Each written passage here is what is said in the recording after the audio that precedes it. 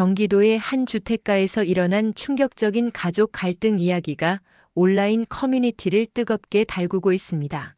72세의 한 노인이 자신의 보청기가 사라진 후 벌어진 일련의 사건들이 예상치 못한 복수극으로 이어졌다고 합니다.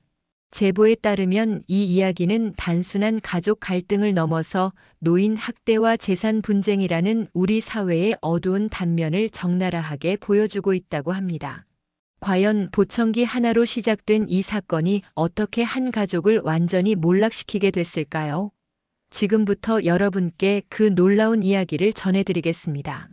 여기서 잠깐 더 많은 이야기와 재미있는 콘텐츠를 놓치지 않으시려면 지금 바로 구독과 알림 설정을 해주세요. 여러분의 관심이 저희 채널에게 큰 힘이 됩니다. 72세의 최복래는 평생을 철물점과 함께 살아왔습니다. 아내가 세상을 떠난 지도 벌써 5년이 흘렀어요. 그동안 혼자서도 잘 지냈는데 작년 겨울 고관절 수술을 받고 나서부터는 상황이 달라졌죠. 계단 오르내리기가 힘들어지고 무거운 물건을 나르는 일도 버거워졌습니다. 아버지, 이제 혼자 사시기 힘드시죠? 저희 집으로 오세요. 아들 동혁이 제안했을 때 복래는 한참을 망설였어요. 42년 동안 운영해온 철물점을 정리한다는 게 쉬운 일이 아니었거든요. 하지만 결국 가게 문을 닫고 아들 집으로 들어가기로 했습니다. 아버님 편히 쉬세요. 이제 걱정 마시고 저희가 모실게요. 며느리 서연의 목소리는 달콤했어요. 38살의 서연은 겉으로는 완벽한 며느리처럼 보였습니다. 복래가 짐을 정리할 때도 도와주고 밥상도 정성스럽게 차려줬죠. 처음 한 달은 정말 좋았어요. 손자 녀석도 할아버지 하며 반겨주고 저녁마다 온 가족이 둘러앉아 밥을 먹는 모습이 정겨웠습니다. 복래는 마음속으로 생각했어요. 역시 가족과 함께 사는 게 좋구나. 하지만 달이 바뀌면서 미묘한 변화가 시작됐어요. 아버님, 보청기 소리가 좀 크지 않나요? 텔레비전 볼 때 방해가 되는 것 같은데. 서연의 말투는 여전히 정중했지만 어딘가 날이 서 있었습니다. 복래는 보청기 볼륨을 한 칸 낮췄어요. 그런데 그러고 나니 가족들 대화가 잘 들리지 않았습니다. 할아버지, 냄새 나는 것 같아요. 어느 날 손자가 코를 찡긋하며 말했어요. 서연이 재빨리 대답했습니다. 할머니 없이 혼자 사시다 보니 그럴 수도 있지. 아버님, 목욕 자주 하세요. 복래의 얼굴이 붉어졌어요. 하루 걸러 한 번씩 씻고 있었는데 냄새가 난다니. 그날부터 매일 샤워를 했습니다. 아버님, 거실에 계속 앉아 계시면 저희가 불편해요. 방에서 좀 쉬시면 안 될까요? 이제는 대놓고 말하기 시작했어요. 복래는 하루 종일 작은 방에 갇혀 지내게 됐습니다. 답답한 마음에 거실로 나오면 서연의 시선이 차갑게 느껴졌어요. 그러던 어느 날 아침 복래는 깜짝 놀랐습니다. 침대 옆 탁자에 놓아뒀던 보청기 한쪽이 사라진 거예요. 오른쪽 귀에 끼는 작은 기계가 없어졌습니다. 이상하네. 복래는 온 방을 뒤졌어요. 침대 밑도 보고 서랍장 뒤도 살펴봤습니다. 하지만 보청기는 없었어요. 한쪽만 끼고 있으니 소리가 이상하게 들렸습니다. 서연아, 혹시 내 보청기 못 봤나? 보청기요? 어디 둔 걸 잊어버리신 거 아니에요? 나이 드시면 깜빡깜빡 하시잖아요. 서연의 대답은 시큰둥했어요. 도와서 찾아주려는 기색도 없었습니다. 동혁아, 아빠 보청기 같이 좀 찾아보자. 아, 바빠요. 나중에 시간 나면요. 아들도 마찬가지였어요. 복래는 혼자서 계속 찾았지만 보청기는 나타나지 않았습니다. 며칠이 지나면서 복래는 이상한 걸 느꼈어요. 서연이 설거지할 때 그릇을 일부러 시끄럽게 부딪히는 것 같았어요. 진공 청소기를 돌릴 때도 복래가 앉아있는 곳부터 시작했습니다. 아버님, 좁은 집에서 그렇게 가만히 앉아만 계시면 한마디 한마디가 가시처럼 꽂혔어요. 복래는 점점 작아지는 자신을 느꼈습니다. 철물점을 운영할 때는 동네에서 인정받는 사장님이었는데 이제는 눈치 보며 살아야 하는 신세가 됐어요. 그날 밤 복래는 오랜 친구 김노인에게 전화를 걸었습니다. 여보게, 자네는 어떻게 지내나? 아, 복내야. 아들 집에서 잘 지내고 있는가? 글쎄, 그럭저럭이야. 자네 말이지 혹시 재산 정리는 했나? 편의점 건물 말이야. 김노인의 말에 복내는 잠시 멈칫했어요. 아직 4명의로 되어 있는데. 아이고, 그럼 안 되지. 요즘 세상에 믿을 건 자기 자신뿐이야. 전화를 끊고 나서도 김노인의 말이 계속 귓가에 맴돌았습니다. 편의점 건물. 아들이 장사하는 그 건물은 분명 복내 명의였어요. 5년 전에 아들이 창업한다고 할 때 복내가 2천만 원을 보태서 건물을 사준 거였거든요. 며칠이 지나도 보청기는 나타나지 않았습니다. 복내는 다시 한번 서연에게 물어봤어요. 서연아, 정말 보청기 못 봤나? 내가 어디 떨어뜨린 건 아닐까? 아이고, 아버님. 건망증이 심해지셨네요. 저도 바쁜데 계속 그런 걸로 물어보시면 곤란해요. 서연의 목소리에는 짜증이 섞여 있었어요. 예전처럼 다정한 톤은 온데간데 없이 사라졌습니다. 그럼 병원에라도 가서 새로 맞춰야겠네. 병원이요? 보청기가 얼마나 비싼데요? 하나에 300만 원은 좋게 들 텐데 꼭 필요한가요? 서연의 반응을 보니 복내는 말문이 막혔어요. 자신의 돈으로 사는 건데도 눈치를 줘야 하다니. 이상했습니다. 동혁아, 아빠랑 병원 한번 다녀오자. 저녁에 아들에게 말했을 때도 반응은 시원찮았어요. 아버지, 요즘 편의점이 좀 힘들어서요. 재료비도 오르고 인건비도 만만치 않고. 조금만 기다려보시면 안 될까요? 동혁의 말을 들으니 복내는 괜한 죄책감이 들었어요. 아들이 어렵다는데 보청기 때문에 부담을 줄 수는 없잖아요. 하지만 한쪽 귀로만 듣는 생활은 정말 불편했습니다.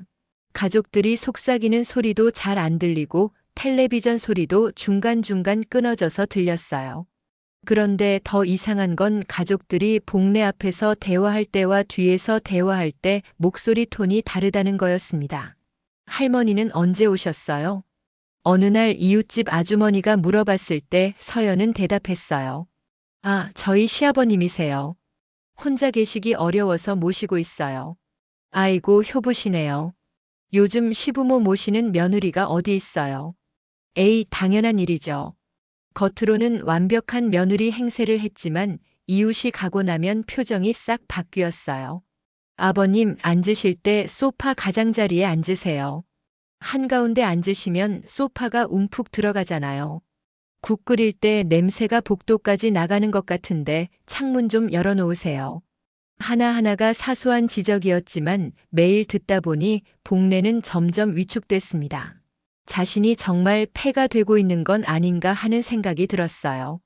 그러던 어느 날 저녁 복내는 깜짝 놀랄 일을 목격했습니다. 화장실에 가려고 복도로 나왔는데 부엌에서 서연과 동혁이 속삭이고 있는 소리가 들렸어요. 여보, 언제까지 이렇게 살아야 해? 아버지가 여기 온 지 벌써 3달이야. 서연의 목소리는 평소와 완전히 달랐어요. 차갑고 날카로웠습니다. 그래도 아버진데. 그래도 뭐야? 우리 생활도 있는 거 아니야? 애 교육비도 만만치 않고 편의점도 겨우겨우 버티고 있는 상황에. 조금만 참자. 나이가 많으시니까 얼마나 더 사시겠어. 동혁의 말에 복내는 가슴이 철렁 내려앉았어요. 아들이 자신의 죽음을 기다리고 있다는 뜻인가요? 참, 그거 알아? 요양병원 비용 알아봤는데 한 달에 200만 원 정도 든대. 아버지 연금으로 충분히 감당할 수 있을 것 같던데. 요양병원을 왜? 감기라도 한번 제대로 걸리시면 자연스럽게 보낼 수 있잖아. 집에서 모시는 것보다 전문적인 케어를 받으실 수 있고. 서연의 말을 듣는 순간 복내는 온몸에 소름이 돋았어요. 감기에 걸리면 요양병원으로 보낸다고. 그건 사실상 버리겠다는 뜻이잖아요. 그런데 보청기는 어떻게 할 건데? 자꾸 찾으시던데. 아, 그거? 내가 치웠어. 시끄럽잖아. 텔레비전 소리도 크게 틀고 전화할 때도 목소리 크고. 없으면 좀 조용하겠지. 서연이 웃으며 말하는 소리에 복내는 충격을 받았어요. 보청기를 일부러 숨긴 거였습니다. 자신이 며칠 동안 찾아 헤맨 그 보청기를 며느리가 고의로 감춘 거예요. 어디 뒀는데? 응? 아, 쓰레기통에 버렸어. 어차피 새로 사달라고 할 텐데 미리 없애는 게 낫겠더라고. 복례는 다리에 힘이 빠져 벽에 기댔어요. 300만 원짜리 보청기를 쓰레기통에 버렸다고. 그것도 자신 몰래? 잘했어. 어차피 우리가 낼 돈도 아니고 아버지 돈으로 사는 거니까 상관없지만 그래도 아깝잖아. 동혁의 말에 서연이 킥킥 웃었어요. 맞아. 그 돈이면 우리 아이 학원비 몇 달치인데. 복례는 조용히 방으로 돌아갔습니다. 침대에 누워서도 잠이 오지 않았어요. 지금까지 들은 이야기들이 계속 머릿속을 맴돌았습니다. 요양병원, 감기에 걸리면, 보청기를 쓰레기통에.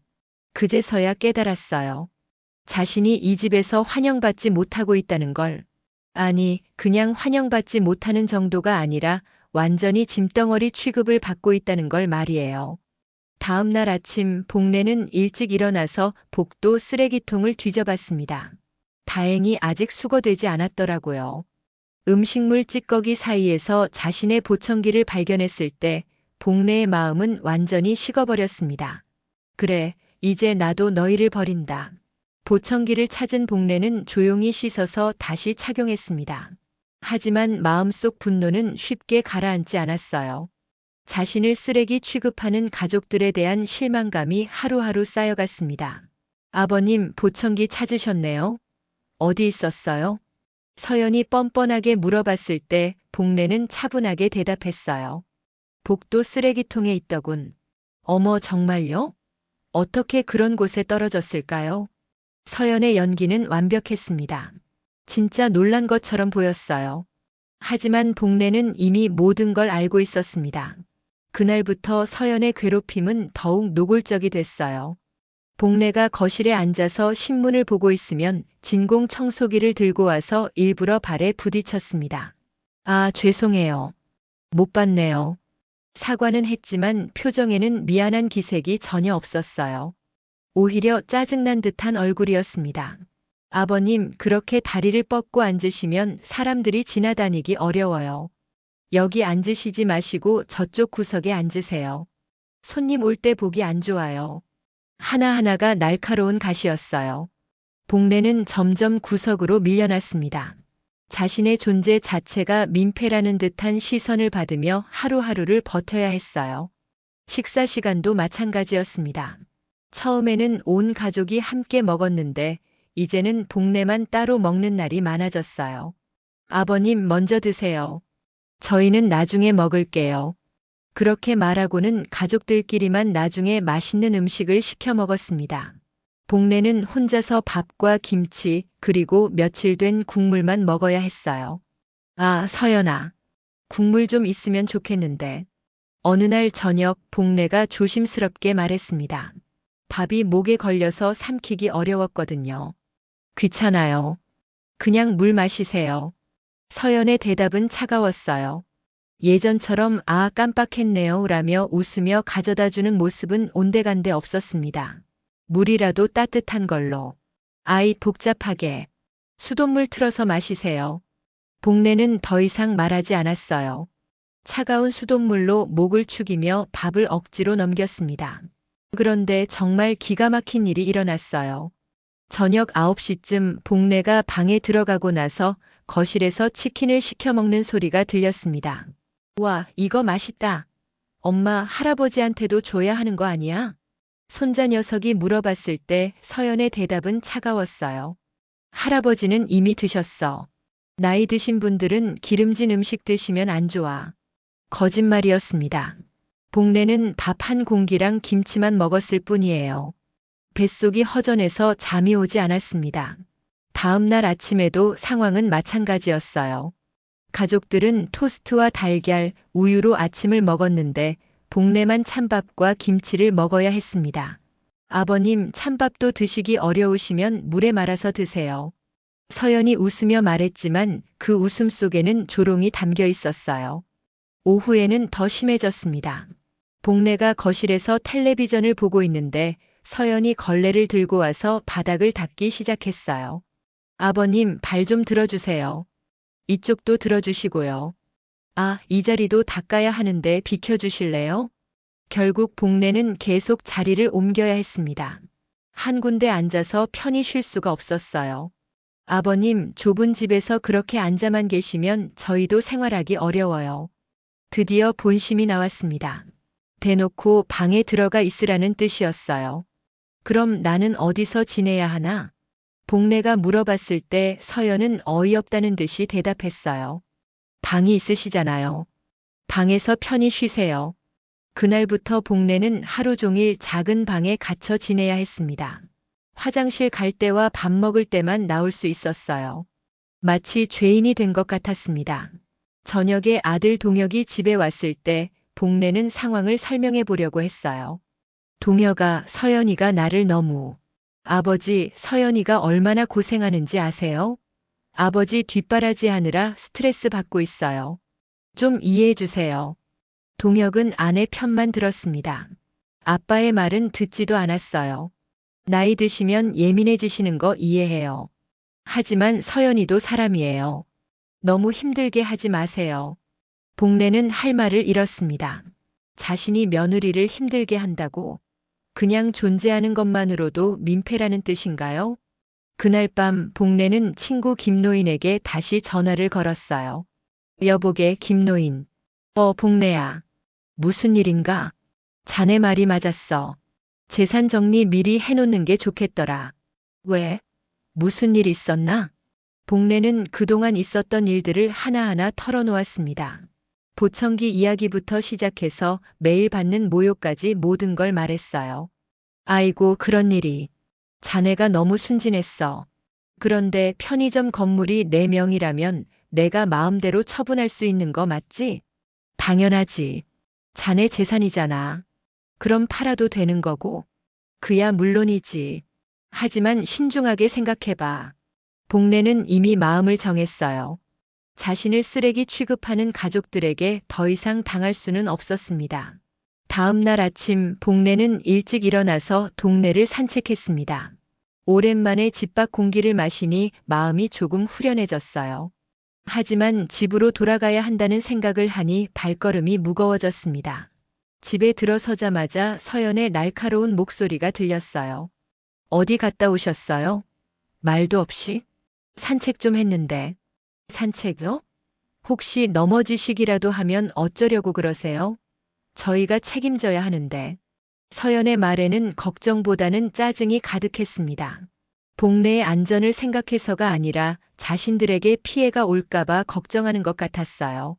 앞으로는 나가시기 전에 미리 말씀해 주세요. 갑자기 없어지시면 놀란다고요.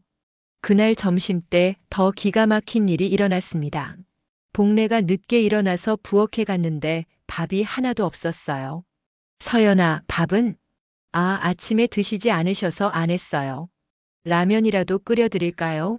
아침에 일어났을 때 아무도 없던데. 저희는 일찍 나갔거든요. 아버님이 주무시고 계셔서 깨우기가 그래서. 말은 그럴듯했지만 뭔가 이상했어요. 예전에는 복내 몫을 따로 남겨놓기도 했는데 이제는 그런 배려도 없었습니다. 결국 복내는 라면을 끓여 먹었어요.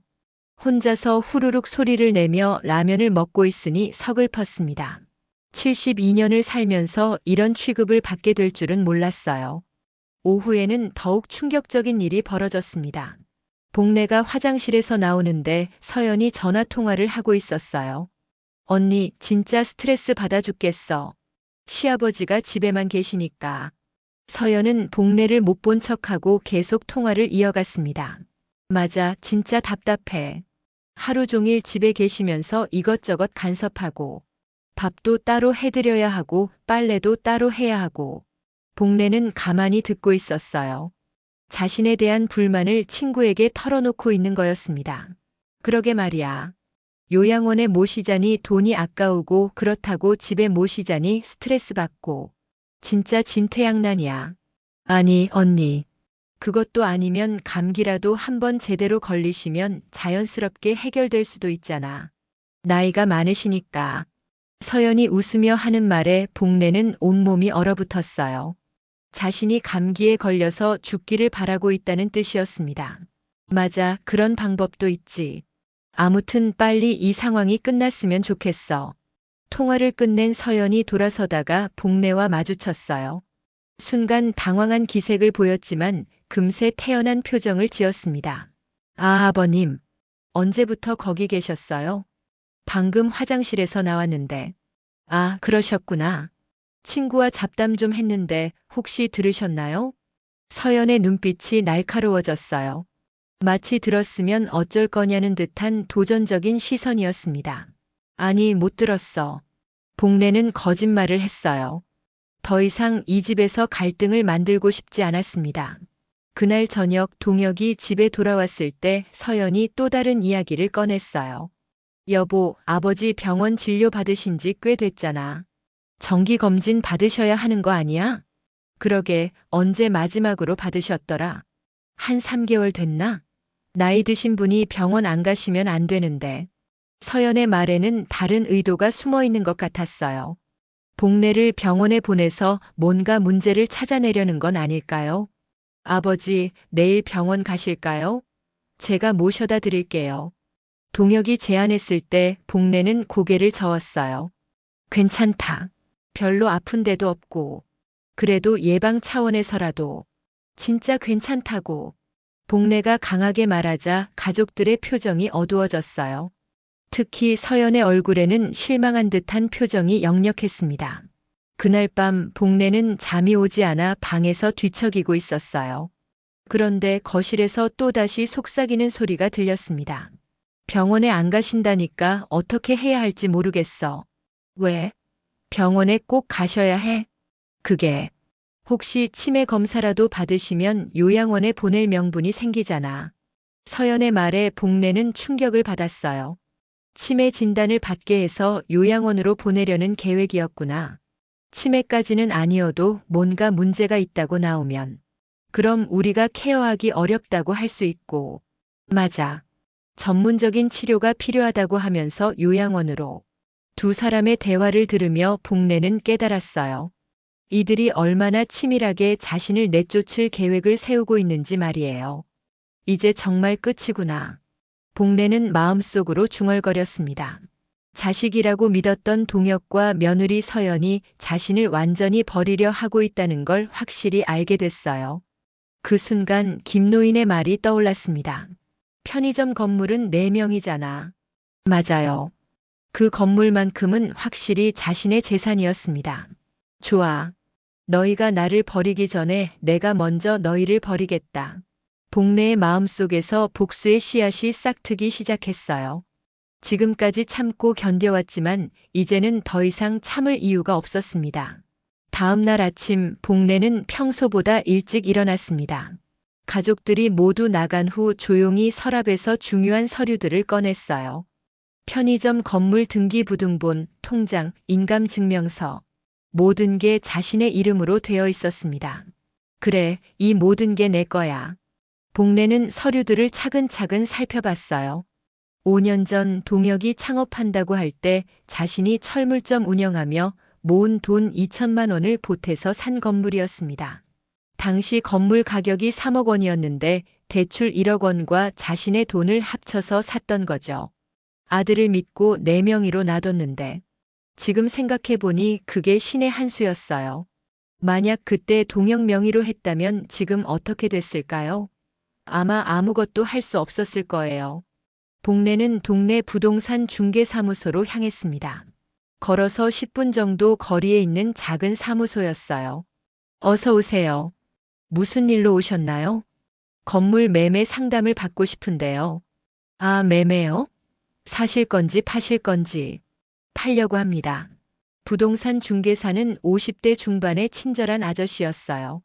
복례가 건물 주소와 상황을 설명하자 고개를 끄덕였습니다. 아, 그 편의점 건물 아시는구나. 장사 잘 되는 곳이던데. 네, 제 아들이 운영하고 있어요. 그럼 아들분과 상의하고 오신 건가요? 복례는 잠시 망설였어요. 거짓말을 해야 할까요? 아니요. 제 단독 명의라서 제가 결정할 수 있습니다. 아, 그렇군요. 그런데 혹시 가족분들이 반대하시면 상관없어요. 어차피 제 재산이니까요. 부동산 중개사는 복례의 단호한 말투에 더 이상 묻지 않았어요. 그럼 시세부터 알아볼까요? 요즘 그 동네가 많이 올랐거든요. 얼마나 됩니까? 글쎄요, 한 5억 정도는 될 것 같은데. 정확한 건 현장 확인 후에 말씀드릴게요. 5억이라니. 5년 전에 3억에 산 건물이 5억이 됐다는 말이었어요. 복내는 깜짝 놀랐습니다. 그럼 내일 한번 보러 가실까요? 네, 좋습니다. 그런데 최대한 조용히 진행해 주세요. 물론이죠. 걱정 마세요. 집으로 돌아오는 길에 복내의 마음은 복잡했어요. 정말 건물을 팔아야 할까요? 하지만 어젯밤 들은 대화를 생각하면 선택의 여지가 없었습니다. 자신을 요양원에 보내려는 계획을 세우고 심지어 죽기를 바라는 사람들에게 재산을 남겨줄 이유가 없었어요. 그날 저녁 평소와 다름없는 식탁 풍경이 펼쳐졌습니다. 복래는 혼자 구석에서 찬밥을 먹고 가족들은 따뜻한 음식을 나눠 먹었어요. 할아버지, 왜 혼자 먹어요? 손자가 물어봤을 때 서연이 재빨리 대답했습니다. 할아버지는 일찍 드시는 걸 좋아하셔. 우리랑 시간이 안 맞아. 거짓말이었지만 아무도 의심하지 않았어요. 복래는 조용히 밥을 먹으며 생각했습니다. 너희들도 곧 찬밥 신세가 될 거야. 다음 날 부동산 중개사와 함께 편의점 건물을 둘러봤어요. 다행히 동혁은 물건 정리 때문에 안에 있었고 밖에서 건물 외관만 확인했습니다. 정말 좋은 위치네요. 유동 인구도 많고 주변에 아파트도 많고 장사는 잘 되는 편입니다. 그럼 5억 5천까지도 가능할 것 같은데요. 복래는 계산해 봤어요. 5억 5천만 원에서 대출 잔액 8천만 원을 빼면 4억 7천만 원이 남는다는 계산이었습니다. 충분한 돈이었어요. 언제까지 처리할 수 있나요? 급하게 하시면 일주일 정도면 됩니다. 현금 거래자가 있거든요. 그럼 진행해 주세요. 정말 확실하시죠? 한번 계약하면 되돌리기 어려우니까. 확실합니다. 그날 오후 복래는 김노인에게 전화를 걸었어요. 여보게, 김노인. 나 건물 팔기로 했어. 정말? 그럼 아들한테 말했나? 아니, 말 안 했어. 팔고 나서 알려줄 생각이야. 아이고, 그럼 난리 나겠구나. 난리 나든 말든 상관없어. 어차피 내 재산이니까. 김노인은 잠시 침묵했다가 말했어요. 자네 마음은 이해하지만 그래도 가족인데. 가족? 복래는 씁쓸하게 웃었어요. 가족이 서로를 쓰레기통에 버리나? 가족이 서로의 죽음을 기다리나? 그게 무슨? 복래는 그동안 있었던 일들을 자세히 설명했어요. 보청기를 쓰레기통에 버린 일부터 요양원 보내려는 계획까지 모든 걸 털어놓았습니다. 아이고, 그런 일이 있었구나. 그럼 어쩔 수 없지. 그래, 이제 나도 그들을 버릴 때가 됐어. 이틀 후 계약이 성사됐습니다. 현금 거래라서 절차가 빨랐어요. 복래는 계약서에 도장을 찍으며 마음이 후련했습니다. 축하드려요. 좋은 거래였습니다. 부동산 중개사가 악수를 청했을 때 복래는 단단히 손을 맞잡았어요. 고생하셨어요. 그런데 정말 아들분한테 말 안 하셔도 돼요? 내일 말할 겁니다. 복래는 집으로 돌아와서 짐을 정리하기 시작했어요. 많지 않은 옷가지와 몇 권의 책, 그리고 아내의 사진. 이게 72년 인생의 전부였습니다. 그날 밤 마지막으로 이 집에서 잠을 자며 복래는 생각했어요. 내일이면 모든 게 끝이야. 새로운 시작이지. 다음 날 아침 복래는 평소보다 일찍 일어나서 조용히 짐을 챙겼습니다. 가방 하나에 들어갈 정도의 간단한 짐이었어요. 옷 몇 벌과 아내 사진 그리고 중요한 서류들만 챙겼습니다. 오전 9시 가족들이 모두 나간 후 복래는 집을 나섰어요. 목적지는 예전에 살던 시골집이었습니다. 아내와 함께 살던 그 집은 아직 그대로 남아 있었거든요. 버스에서 핸드폰이 울렸습니다. 동혁이었어요. 아버지, 지금 어디 계세요? 밖에 나와 있다. 어디요? 혹시 또 산책 나가신 건가요? 복래는 창밖 풍경을 보며 대답했어요. 아니다. 이제 집에 안 들어간다. 네. 무슨 말씀이세요? 말 그대로야. 너희 집에 더 이상 폐 끼치지 않겠다. 동혁의 목소리가 당황스러워졌어요. 아버지, 갑자기 왜 그러세요? 혹시 서연이가 뭐 잘못했나요? 잘못한 게 아니라 너무 잘했지. 내 보청기를 쓰레기통에 버리고 나를 요양원에 보낼 계획을 세우고. 아버지, 그게 무슨. 그리고 내가 감기에 걸려서 죽기를 바라더라. 다 들었다.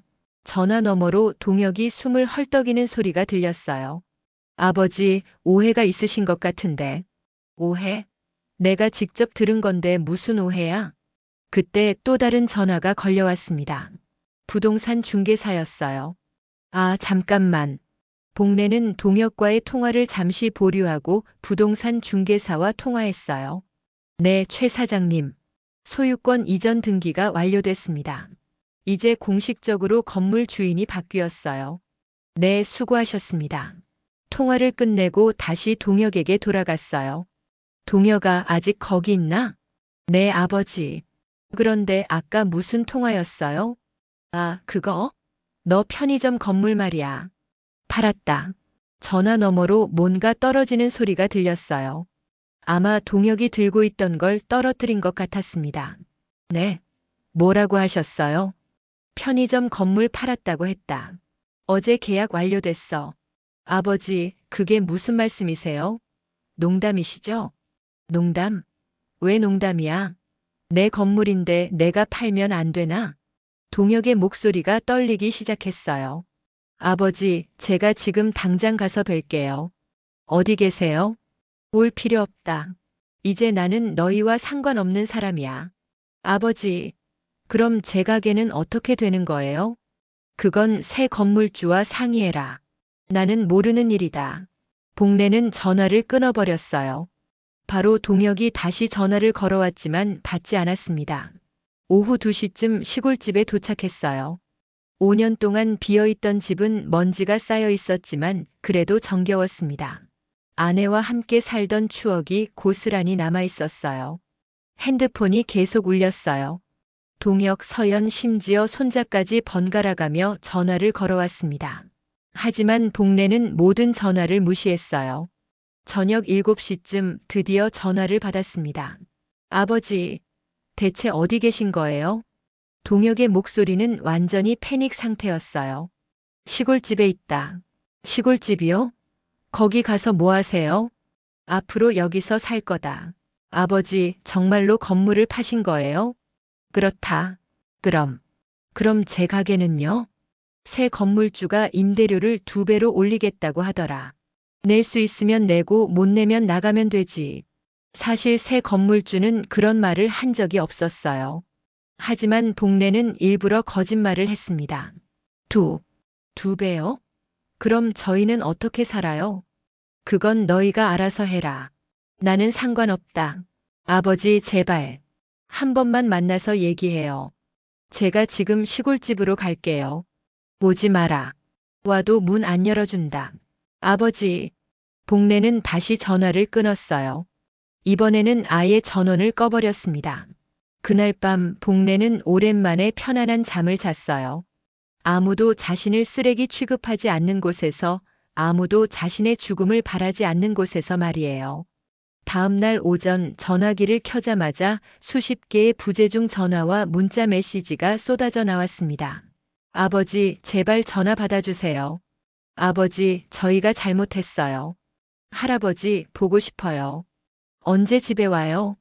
하지만 복래의 마음은 이미 굳어 있었어요. 특히 서연이 보낸 문자를 보고는 더욱 화가 났습니다. 아버님, 오해가 있으신 것 같은데 직접 만나서 해명하고 싶어요. 오해라고? 내가 직접 들은 게 오해라고? 복래는 모든 문자를 삭제해버렸어요. 오후에는 정말로 동혁과 서연이 시골집까지 찾아왔습니다.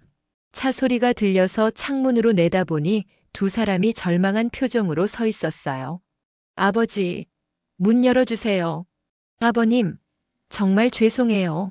하지만 복래는 문을 열어주지 않았어요. 1시간 넘게 밖에서 소리를 질러댔지만 꿈쩍도 하지 않았습니다. 결국 그들은 포기하고 돌아갔어요. 차가 멀어지는 소리를 들으며 복래는 중얼거렸습니다. 이제 시작이야. 너희가 나를 버린 것처럼 나도 너희를 버린다. 사흘이 지났지만 동혁과 서연은 포기하지 않았어요. 매일같이 전화를 걸어왔고 문자 메시지도 계속 보내왔습니다. 하지만 복래는 단 한 번도 응답하지 않았어요. 아버지, 제발 한 번만 만나주세요. 무릎 꿇고 사죄드릴게요. 아버지, 편의점 문 닫아야 할 것 같아요. 새 건물주가 정말 임대료를 2배로 올렸어요. 아버지, 대출 상환도 해야 하는데 어떻게 해야 할지 모르겠어요. 동혁의 목소리는 날이 갈수록 절망적이 됐어요. 하지만 복래의 마음은 전혀 움직이지 않았습니다. 넷째 날 아침 마을 이장님이 찾아왔어요. 복래 씨, 아들이 어제 저한테 전화했더라고. 무슨 일인가? 별일 없어요. 자식이 연락이 안 된다고 걱정하던데. 혹시 아픈 곳이라도 있나? 아니에요. 건강해요. 이장님은 복래의 단호한 말투에 더 이상 묻지 않았어요. 대신 다른 이야기를 꺼냈습니다. 그런데 집 정리는 좀 어때? 5년 동안 비어 있어서 곰팡이라도 슬었을 텐데. 천천히 정리할 생각이에요. 그래, 천천히 해라. 마을에 다시 오니까 좋네. 이장님이 가고 나서 복래는 본격적으로 집 정리를 시작했어요. 먼지를 털고 곰팡이를 제거하고 오래된 물건들을 정리했습니다. 몸은 힘들었지만 마음은 평온했어요. 일주일째 되는 날 드디어 동혁과 서연이 함께 시골집으로 왔습니다. 이번에는 차에서 내리자마자 무릎을 꿇더군요. 아버지, 정말 죄송합니다. 아버님, 저희가 잘못했어요. 마당에서 무릎 꿇고 소리를 지르는 모습이 동네 사람들 눈에도 띄었어요. 이웃들이 하나둘씩 구경을 나왔습니다. 아버지, 제발 문 열어주세요. 무엇이든 다 해드릴게요. 아버님, 편의점 문 닫았어요. 이제 정말 갈 곳이 없어요. 복래는 창문 너머로 그들을 내려다봤어요. 두 사람 모두 몰골이 말이 아니었습니다. 일주일 사이에 확연히 초췌해져 있었어요. 1시간이 지나도 그들은 무릎을 꿇고 있었어요. 동네 사람들이 웅성거리기 시작했습니다. 저 사람들이 누구야? 복래 씨 아들하고 며느리 같은데. 왜 저렇게 무릎 꿇고 있지? 결국 복래는 문을 열었어요. 하지만 표정은 차가웠습니다. 뭐 하러 왔나? 아버지. 동혁이 울먹이며 달려들려고 했지만 복래는 한 걸음 뒤로 물러섰어요. 가까이 오지 마라. 아버지, 저희가 정말 잘못했어요. 다시는 그런 일 없을게요. 잘못했다고. 복래는 차갑게 웃었어요. 뭘 잘못했는지나 말해봐라. 서연이 떨리는 목소리로 대답했어요. 보청기를. 제가 버렸어요. 정말 죄송해요. 그리고 요양원 얘기도 제가 먼저 꺼낸 거예요. 또 아버님이 돌아가시기를. 그런 나쁜 생각도 했어요. 서연이 울면서 고백하자 구경하던 이웃들이 술렁거렸어요. 어머 저런. 시부모님한테 어떻게 그런 생각을. 동혁도 무릎을 꿇으며 말했어요. 아버지, 제가 서연이 편만 들었어요. 아버지 말씀을 제대로 들으려고 하지 않았어요. 그래서 다시 기회를 주세요. 정말 잘할게요. 복래는 두 사람을 번갈아 보며 말했어요. 기회? 네, 아버지. 내가 왜 너희에게 기회를 줘야 하지? 동혁과 서연은 말문이 막혔어요. 너희가 나한테 기회를 줬나? 보청기를 쓰레기통에 버릴 때, 나를 요양원에 보내려고 계획할 때, 내가 죽기를 바랄 때, 그때 나한테 기회를 줬나? 아버지, 난 이미 결정했다. 나는 자식이 없다. 복래의 말에 동혁이 고개를 들었어요. 자식이 없다고요? 그렇다. 나를 병든 노인으로 본 그날부터 너희는 내 가족이 아니야. 아버지, 그렇게 말씀하시면 안 돼요. 왜 안 되지? 너희가 먼저 나를 가족으로 안 본 거 아니냐? 서연이 흐느끼며 말했어요. 아버님, 정말 후회하고 있어요. 앞으로는 정말 잘할게요. 후회? 복래는 비웃었어요. 돈이 떨어져서 후회하는 거지, 진짜 잘못을 깨달아서 후회하는 게 아니잖아. 그게 아니에요. 그럼 뭐야? 편의점이 잘 돌아가고 돈이 많이 들어왔다면 지금도 나를 요양원에 보내려고 했을 거 아니야? 두 사람은 대답할 수 없었어요. 복례의 말이 맞았거든요. 이제 가라. 다시는 여기 오지 마라. 아버지, 아버님, 나는 자식 없는 사람이야. 너희가 버린 보청기처럼 너희도 내 인생에서 버린다. 복례는 문을 닫으려고 했어요. 그때 동혁이 문틈에 손을 끼워 넣었습니다. 아버지, 제발. 한 번만 더. 손 빼라.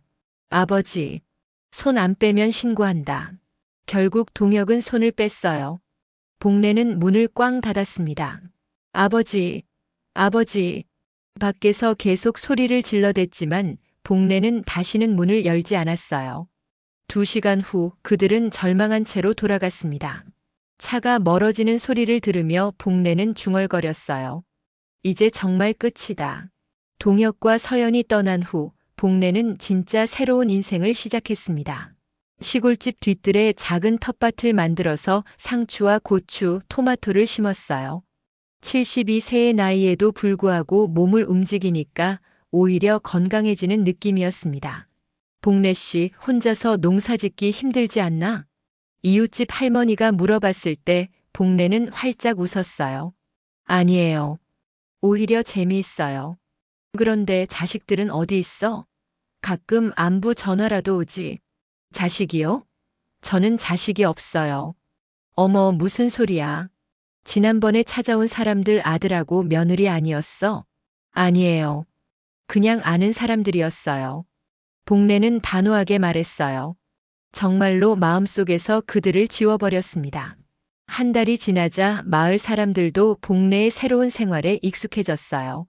매일 아침 6시에 일어나서 텃밭을 돌보고 오후에는 마을 회관에서 다른 어르신들과 화투를 치고 저녁에는 집에서 조용히 책을 읽는 평화로운 일상이었습니다. 복례 씨, 요즘 표정이 훨씬 밝아졌네. 그래요? 마음이 편해서 그런가 봐요. 역시 고향이 최고야. 도시에서 살다 보면 스트레스가 많잖아. 복례는 고개를 끄덕였어요. 정말로 스트레스가 없어졌습니다. 매일 눈치를 보며 살 필요도 없고 누구 때문에 위축될 일도 없었어요. 그런데 2달째 되던 어느 날 우편함에서 이상한 편지를 발견했습니다. 보낸 사람 이름이 최동혁이었어요. 복례는 편지를 집어들고 한참을 바라봤어요. 받아야 할까 말아야 할까? 결국 호기심을 이기지 못하고 편지를 열어봤습니다. 아버지께. 정말 오랜만에 편지를 씁니다. 아버지께서 전화를 받지 않으셔서 어쩔 수 없이 편지를 쓰게 됐어요. 편의점 문을 닫은 지 벌써 2달이 됐습니다. 새 건물주가 임대료를 정말 2배로 올려서 도저히 감당할 수가 없었어요. 그동안 번 돈으로는 대출 이자도 겨우 갚을 정도였는데 이제는 원금까지 갚아야 한다고 은행에서 통보가 왔습니다. 서연이는 지금 병원에 입원해 있어요. 스트레스성 위염이 심해져서 수술까지 받았습니다. 병원비도 만만치 않고 제가 일용직으로 일하는 돈으로는 생활비도 부족한 상황이에요. 아이는 학원도 못 다니게 됐고 저희는 지금 월세 5만 원짜리 고시원에서 살고 있습니다. 정말 비참한 생활이에요. 아버지, 제가 정말 잘못했어요. 서연이도 매일 울면서 후회하고 있어요. 제발 한 번만 용서해 주세요. 저희에게 다시 기회를 주세요. 연락을 기다리겠습니다. 아들 동혁 올림. 편지를 다 읽고 나니 복례는 묘한 기분이 들었어요. 조금의 동정심도 생기지 않았습니다. 오히려 속이 시원했어요. 고시원에서 살고 있다고. 병원에 입원했다고. 그래, 내가 쓰레기통에서 보청기를 찾았을 때의 기분을 이제야 조금 알겠구나. 복례는 편지를 접어서 서랍에 넣었어요. 답장을 쓸 생각은 추호도 없었습니다. 일주일 후 또 다른 편지가 왔어요. 이번에는 서연이 보낸 것이었습니다. 아버님께 정말 죄송합니다. 매일 밤 잠들기 전에 아버님께 죄송하다는 말씀을 드리고 있어요. 제가 정말 나쁜 며느리였습니다. 아버님을 진심으로 모시지 못했고 심지어 나쁜 생각까지 했어요. 지금 생각해보면 제가 어떻게 그런 생각을 할 수 있었는지 저도 이해가 안 가요. 저는 지금 병원에서 이 편지를 쓰고 있어요. 위염 수술을 받고 회복 중인데 하루 종일 아버님 생각만 해요. 특히 보청기를 쓰레기통에 버렸던 그날 밤 아버님이 얼마나 충격을 받으셨을지. 아버님, 제발 저희를 용서해 주세요. 정말 잘못했어요. 며느리 서연 올림. 이 편지도 마찬가지였어요. 복례는 읽고 나서 바로 서랍에 넣어버렸습니다. 용서해달라고. 그때 내가 용서를 구했을 때는 들은 척도 안 하더니 이제 와서 용서를 구하네.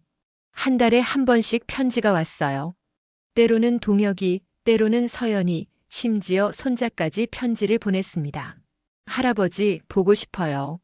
학교 끝나고 집에 가면 할아버지가 없어서 너무 외로워요. 손자의 편지를 읽을 때는 잠깐 마음이 흔들렸어요. 하지만 곧 마음을 다잡았습니다. 그 아이도 결국 부모의 영향을 받아서 자라겠죠. 6개월이 지났을 때 마지막 편지가 도착했어요. 동혁이 보낸 것이었는데 내용이 심각했습니다. 아버지께 더 이상 버틸 수가 없을 것 같아요. 은행에서 강제 압류 통지서가 나왔고 저희는 이제 정말 거리로 나앉게 됐어요. 서연이는 병이 더 악화돼서 수술을 또 받아야 한다고 해요. 하지만 수술비가 없어서 미루고 있는 상황이에요. 아이는 친구들한테 거지라는 놀림을 받고 있어요. 학용품도 제대로 사주지 못해서 늘 초라한 모습으로 다니고 있습니다. 아버지, 저희 인생은 이제 정말 끝난 것 같아요. 제발, 정말 제발 한 번만 도와주세요. 간절히 부탁드립니다. 아들 동혁 올림. 복례는 편지를 다 읽고 나서 마당으로 나갔어요. 그리고 성냥을 켜서 편지에 불을 붙였습니다. 편지가 타들어가는 모습을 보며 조용히 중얼거렸어요. 내 보청기를 버린 그날, 너희 인생은 이미 망가진 거야. 불꽃이 마지막 글자까지 태워버렸을 때 복례는 깊은 숨을 내쉬었습니다. 이제 정말로 모든 게 끝났어요. 그날 저녁 마을 회관에서 만난 이장님이 물어봤어요. 복례 씨, 요즘 편지 자주 오던데 누가 보내나? 아, 그냥 광고지예요. 광고지를 왜 태워? 환경을 위해서죠. 쓰레기 줄이기. 이장님은 고개를 끄덕이며 웃었어요. 그래, 좋은 생각이야. 그날 밤 복례는 텃밭에 물을 주며 생각했어요. 72년을 살면서 이렇게 마음이 편한 적이 없었습니다. 자신을 쓰레기 취급했던 사람들로부터 완전히 자유로워진 지금 비로소 진짜 인생이 시작된 것 같았어요. 하늘을 올려다보니 별이 유난히 많이 보였습니다. 아내가 좋아했던 별들이었어요. 여보, 이제 편히 쉴 수 있겠어. 나쁜 놈들은 다 정리했으니까. 복례는 혼잣말을 하며 집 안으로 들어갔어요. 내일도 평화로운 하루가 기다리고 있었습니다. 아무도 자신을 함부로 대하지 않는, 아무도 자신의 존재를 부담스러워하지 않는 그런 하루 말이에요.